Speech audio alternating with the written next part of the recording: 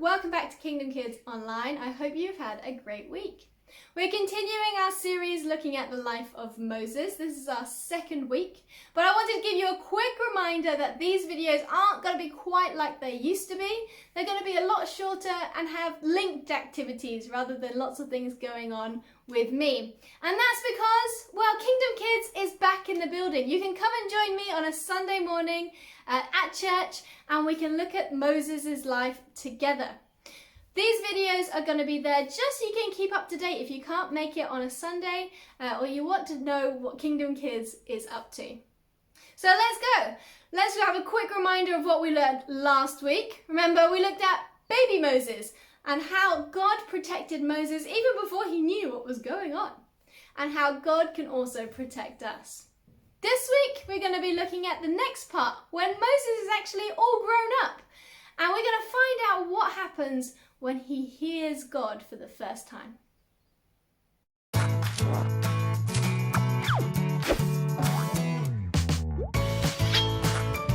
The Faithful Hall of Fame, Moses.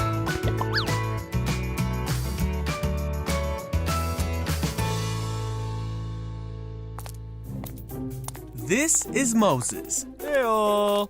Moses was an Israelite boy born in Egypt in a time when Israelite boys were not supposed to live. Wait, huh? The Israelites were slaves to the Egyptians. But God had a special plan for Moses, Oh, eh? and he spent his childhood in the palace of the Pharaoh.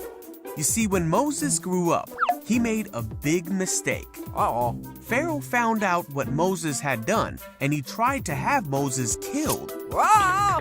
So Moses ran away from Egypt. He stopped in the land of Midian, and 7 sisters came to the well to give water to their father's flock. Some shepherds came to drive them away, Hey, you. but Moses stood up for the women. Hey. Now these sisters were the daughters of the Midianite priest named Jethro. When Jethro heard what Moses did for his daughters, he sent for Moses. So Moses came to live among the Midianites, and he married Zipporah, one of Jethro's daughters. Huh? Meanwhile, back in Egypt, the old Pharaoh died, but he was replaced by a new Pharaoh who continued to treat the Israelites poorly. Oh, man.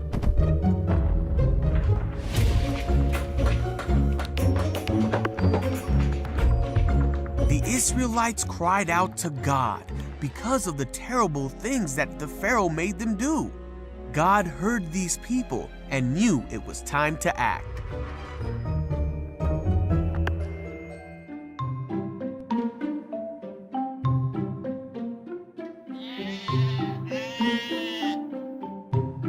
One day, Moses was tending Jethro's flock when an angel of the Lord appeared to Moses through a burning bush that would not burn up. Whoa. Moses stopped to look at the bush, and he heard the voice of God say, "Moses, Moses." Hello? God then told Moses how sad he was because of the suffering of his people. He told Moses that he wanted to do something about it, and he wanted Moses to be the one to do it. Oh, man. But Moses did not think he was the right person to go. God said, "I will be with you." Morning. But Moses said that he wouldn't know the right thing to say to the people. So God said to tell the people that God himself had sent him, and promised Moses that his plan would be fulfilled through Moses. But Moses still said to God that he did not think the people would believe him. So God said, "What is that in your hand?" Oh, eh? Moses said, "A staff." God told Moses to throw it on the ground. Wow, okay. Then God told Moses to catch it. God showed Moses another sign. Huh? Phew. And told him to show these signs to the people if they did not believe what he said. Moses still didn't think he would have the right words to say. But God said that he himself was the one who made a man's mouth and gave him the ability to speak, so there was no need to worry. Yet even after all this, Moses said, "God, please send someone else." Then God got mad at Moses, and said that he would send Moses' brother Aaron to speak for Moses. So Moses went back to his father-in-law and told him that he needed to go back to Egypt. Moses and his family started their journey back to Egypt, and Moses carried the staff of God in his hand, for this staff would be the tool God would use to demonstrate his awesome power to the Israelites and to the Egyptians. So you might know this part of the story really well. It's kind of the more famous part of Moses' life when God speaks to him through a burning bush of all things. Now you can find this story in Exodus chapter 3 and 4, so do go and read it in your own Bibles at home.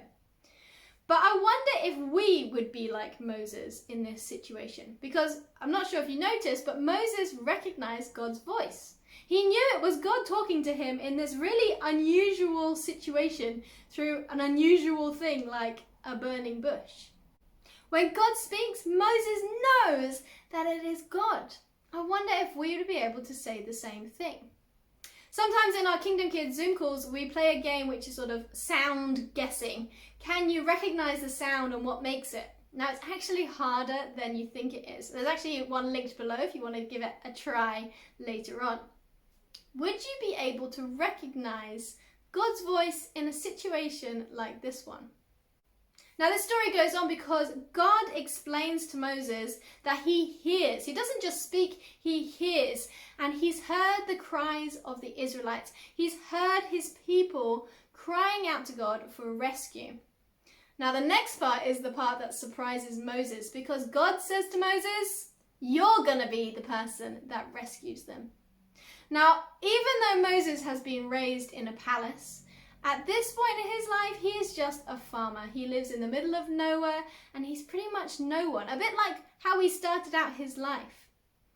But God picks Moses and Moses tries everything to get out of it. So later on in chapter 3 and 4 of Exodus, Moses comes up with so many excuses of trying to say, "No, God, not me, pick anyone else." But God speaks and Moses listens. And he agrees eventually to do what God asks him to do. Now, I wonder if God speaks to you, you would listen and do what he asks. Because God doesn't always give us simple things to do. Now, Moses didn't want to be the leader of the Israelites, but God told him to, and he obeyed. If God asked us to do something difficult, would we obey? Would we recognize his voice and obey?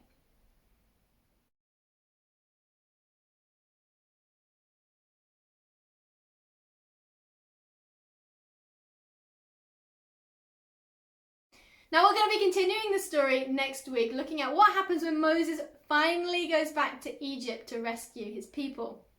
So I hope you are able to join me. Don't forget to do some of the activities that are linked below. Hopefully it'll help you remember the story. Have a great week and I will see you next Sunday.